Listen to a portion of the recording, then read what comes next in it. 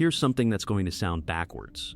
Every piece of advice you've ever gotten about being happy, every book, every podcast, every motivational clip, is probably pointing you in the wrong direction. Not because it's malicious, because it's missing something. Something the ancient Greeks figured out over 2,000 years ago that modern culture has completely abandoned. And what they figured out is this: happiness isn't something you find, it's something you build. And how you build it is a moral question. If you're a man who's 30 or older and you've been chasing happiness through success, through money, through relationships, through trying to feel better, and something still feels off, this video is exactly for you. Let me tell you what we're going to cover today. We're going to talk about 3 things.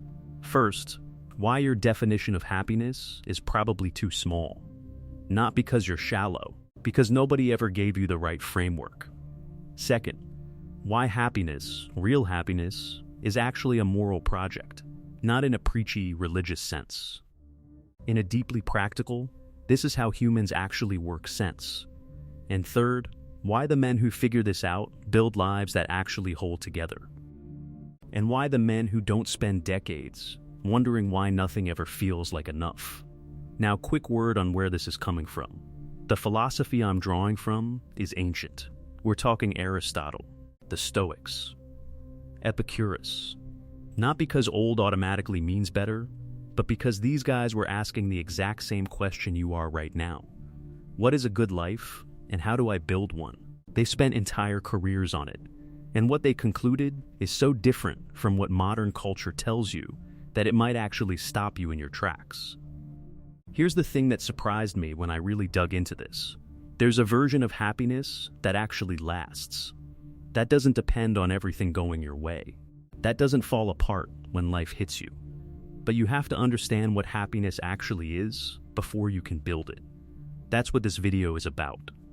And I'll tell you right now, there's one idea coming up toward the end of this that I think most men have never been given directly. It changed the way I think about everything I do. Stay with me. Let me ask you something. When you make a decision, any decision, why do you make it? Not just the big ones, even small ones. You wake up and you decide to go to the gym instead of sleeping in. Why? Because you want to stay healthy. Okay. Why do you want to stay healthy? Because if you're healthy, you can work harder, do more, be around for your kids longer. Why does that matter? And you keep asking that question, keep pulling on the thread, and eventually you hit something. Some answer where you can't go any further. Where if someone asks, but why does that matter? You kind of just look at them and say, it just does. That's your final end. The ancient philosophers had a term for it, eudaimonia, usually translated as happiness, but the translation is misleading. Because when they said happiness, they didn't mean a feeling. They didn't mean pleasure. They meant something more like a life that is going well. Aristotle laid this out plainly. He said, every action, every choice, every plan we make is aimed at some good. And when you trace it all the way back, all of it is aimed at the same thing, one final good, the thing you ultimately want your life to be. Now here's where this gets important for you. Most men haven't actually decided what that is, not consciously, not deliberately. Instead, they've been handed one without realizing it. The culture handed you a script. Work hard, make money, get the girl, buy the house, get the promotion, look successful. And if you check all those boxes, the feeling is supposed to come. You're supposed to feel it. But a lot of men, especially men who've achieved some of those things, find out that the feeling doesn't come. Or it comes for a moment, and then it's gone, and you're back to the same quiet restlessness. You know what that feeling is? That's what happens when you're living someone else's final end, when your life is aimed at a target someone else drew for you. Now the philosophers would say, this is not a failure of discipline or willpower. It's a failure of reflection. Aristotle said, and this was sharp, that only people who have sat down and thought seriously about their lives will have any meaningful grip on what their final end actually is. Most people, he said, just follow their feelings and chase what feels good in the moment. But if you never step back and ask, what is my life ultimately for? You're not really building anything. You're just reacting. And he wasn't being harsh. He was being honest. Here's what he said about it. It's like an archer without a target. You can be incredibly skilled. You can shoot with perfect form. But if there's no target, the arrows go nowhere that matters. Your final end is your target. And if you don't have one you actually chose, you're not an archer. You're just a man with a bow, firing into fog. So the first thing this philosophy asks you to do, and it's harder than it sounds, is to sit with that question. What is my life ultimately for? Not what do I want this year? Not what do I want by 40? What is the thing that, if I had it, would mean my life went the way it was supposed to? That question is the entry point. Everything else builds from there. That's the first piece, and it matters, because without it, the rest of what I'm about to say has no foundation. But if the idea of a final end sounds abstract, wait, because the next thing I'm going to show you is what that final end actually has to contain, and most men are missing it completely. Let me say something that might frustrate you at first. Happiness is not a feeling. I know, that goes against everything. We're wired to think happiness is an emotional state, something that happens to you, something you feel or you don't.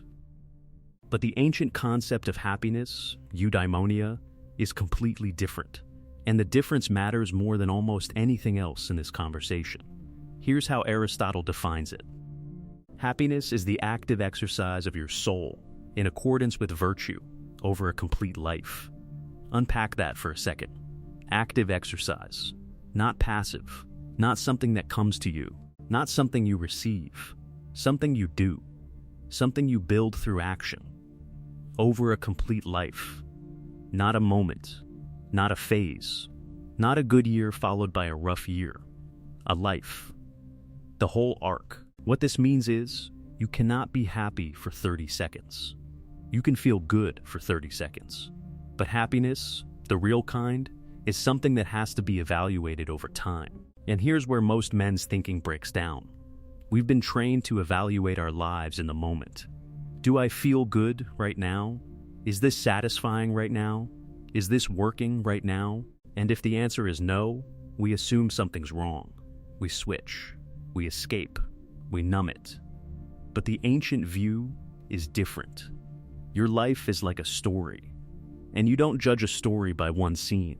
You judge it by how it holds together, by whether the arc makes sense, by whether the character, you, becomes someone worth becoming.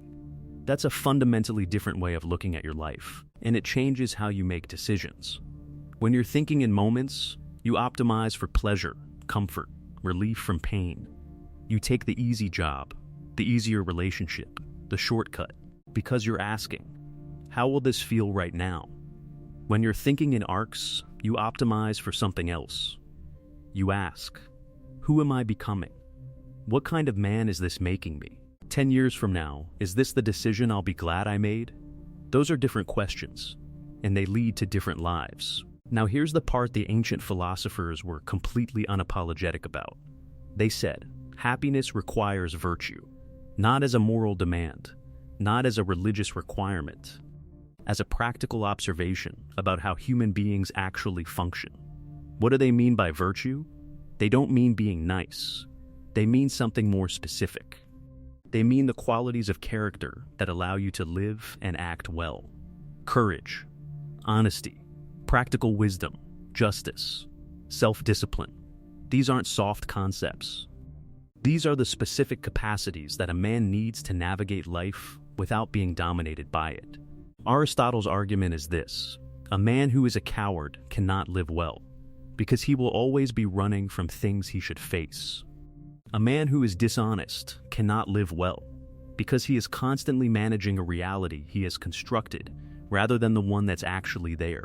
A man without self-discipline cannot live well, because his life is controlled by whatever he happens to want in the moment, rather than what he's actually decided matters. In other words, your character is the engine of your life. And if the engine is broken, it doesn't matter how good the road is. You're not going anywhere. This is why the ancient thinkers, every single school of them, agreed on one thing. You cannot build a genuinely good life on bad character.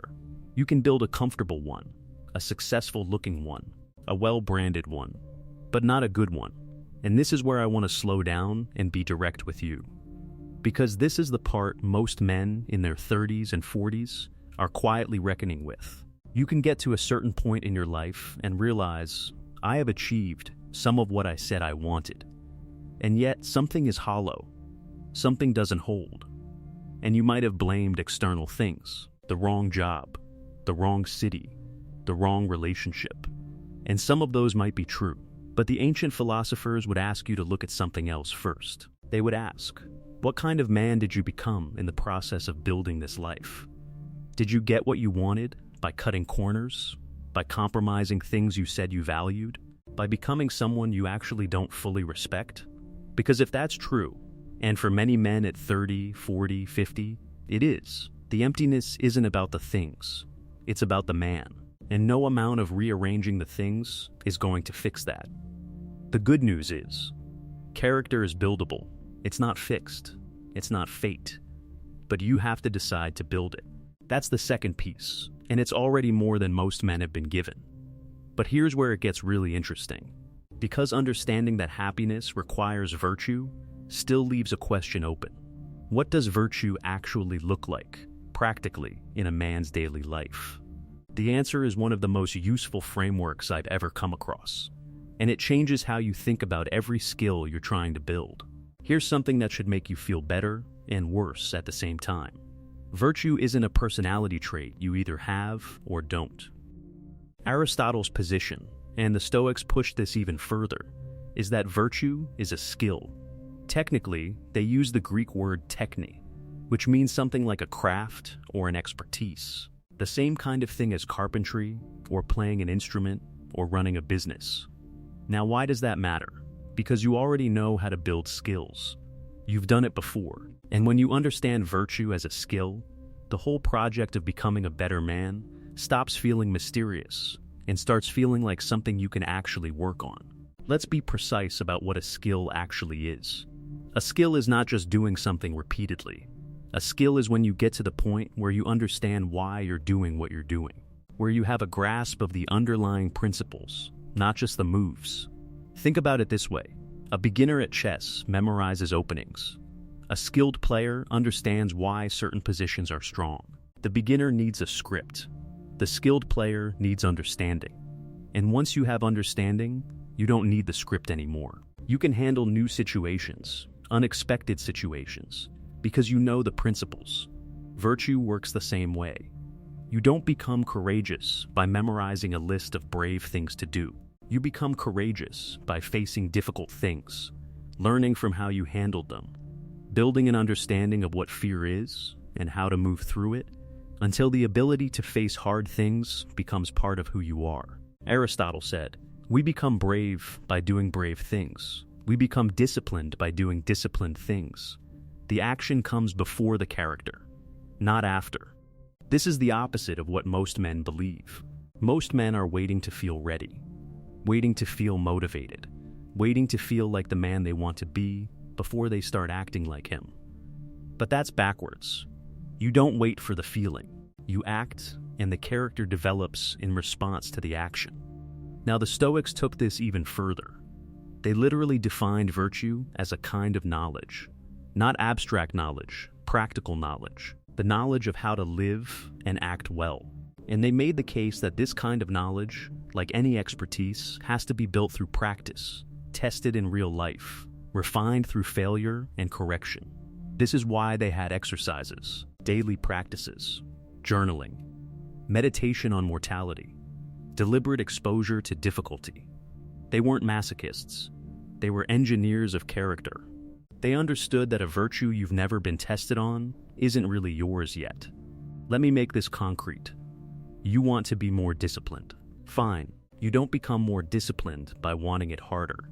You pick one domain, just one, and you do the disciplined thing in that domain every day for a long time, even when you don't feel like it, especially when you don't feel like it. And over time, something shifts. The discipline stops being something you have to force. It becomes part of your structure. It becomes part of who you are. That's virtue building.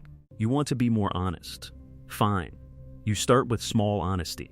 You stop saying yes when you mean no. You stop pretending to agree when you don't. You stop performing a version of yourself that you think other people want to see. Small, consistent honesty.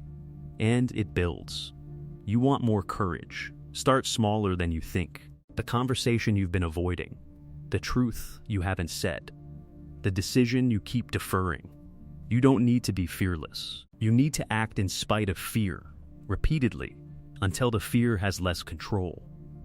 This is the project. This is what the ancient philosophers were describing. And it's not complicated. It's not easy, but it's not complicated. But there's one more piece, and this is the one that most modern self-help completely skips, because it's the most demanding idea in this whole framework. And it's the one that actually separates the men who build real lives from the men who just get better at pretending. The last idea is the hardest one. I'm going to be honest with you about that. But it's also the one that ties everything together. And when you really understand it, you'll see why so many men feel like something is missing, even when they've built a life that looks right from the outside. Here's the question the ancient philosophers were really asking. Not how do I feel good? Not even how do I build a good life for myself? The real question was, what is the role of morality in a good life? And their answer is one of the most challenging things I've ever sat with. They said, your final good, the thing your whole life is ultimately aimed at, cannot be purely about you. Let me say that again, because this is where the ancient view breaks sharply with almost everything modern culture tells men. Your happiness, genuine, durable happiness, cannot be constructed purely around your own success, your own pleasure, your own achievement, your own comfort. The ancient philosophers weren't making a moralistic point. They weren't wagging a finger. They were making an observation about structure, about how human beings are actually built. Aristotle was blunt about it. He said, man is a social animal. You are not built to be an island. Your nature includes relationships, commitments, contributions to something beyond yourself. And a life that tries to ignore that is a life at war with its own nature. The Stoics pushed this even further. They argued that the virtuous man develops a concern not just for his family, not just for his friends, not just for his immediate circle, but gradually, over a life of moral development, for any person he encounters. Not in a sentimental way, in a practical way, in a way that shapes how he acts in the world. What does this mean for a man trying to build a better life? It means that the pursuit of your own happiness and the demands of morality are not in opposition. They're not competing values. They're part of the same project. When you develop the virtue of justice, when you deal honestly and fairly with the people in your life, you're not sacrificing your happiness for the sake of morality. You're building the kind of character that makes happiness possible. Because a man who is consistently unjust in his dealings with others is a man who cannot fully respect himself. And a man who cannot respect himself cannot be genuinely happy. When you develop the capacity to care for other people, your family, your community, the people whose lives intersect with yours, you're not giving something away. You're building something. Relationships that hold. A reputation that means something. A sense of your own life as having contributed to something larger than your personal score. Here's where I want to be direct with you. There are a lot of men, particularly men in their 30s and 40s, who've been through the grind, who've been told to be ruthless, to focus, to prioritize themselves, who have built lives that are high on achievement and low on this other thing, low on genuine care, low on real investment in other people, low on the feeling that they're part of something that matters beyond them. And the ancient philosophers would tell you that absence is not incidental, it is structural.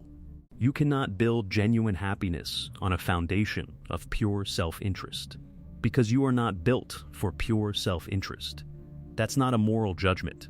That's a description of what you actually are. The man who figures this out, who realizes that his own flourishing and the well-being of those around him are not competing goods, but interlocking ones, that man has found something that most men spend their whole lives looking for. Not because he's selfless, not because he's sacrificed himself on some altar of duty, but because he understands that a genuinely good life has room in it for others. That real strength includes the ability to care. That real character shows up in how you treat people when it costs you something. That's not weakness. That's what the ancient philosophers called the completion of virtue. And it's the difference between a life that looks successful and a life that actually means something. You've got 4 things now that most men never put together. 1. Your life has a direction, and if you haven't chosen it, someone or something else has. Choose your final end deliberately. 2. Happiness isn't a feeling you chase. It's a way of living you build. And it requires character. 3. Character is a skill. You build it through action, practice, and reflection, not by waiting until you feel ready. 4. And this is the one that ties it all together. Your happiness and your moral life are not separate projects. They are the same project. Now, if this shifted something for you, there's a specific video I want you to watch next. It goes deeper on one of the hardest parts of this, which is how you actually develop practical wisdom, how you get better at making the right calls in real situations, especially when things are messy and there's no clear answer. That's where most men get stuck. And that video breaks down exactly how the ancient philosophers thought about that problem. It's linked right here. Here's the thing I want to leave you with. The ancient philosophers who worked all of this out, they weren't doing it as an intellectual exercise. They were trying to answer a question that felt urgent to them, the same question that brought you to this video. What does a good life actually look like? And how do I build one? Their answer wasn't simple, but it was honest, and it's held up for over 2,000 years. You have a final end, you have a character, and you have the capacity to build both deliberately, through how you live and what you choose. That's not a small thing. That's everything. You're already asking the right question. Now build the right life.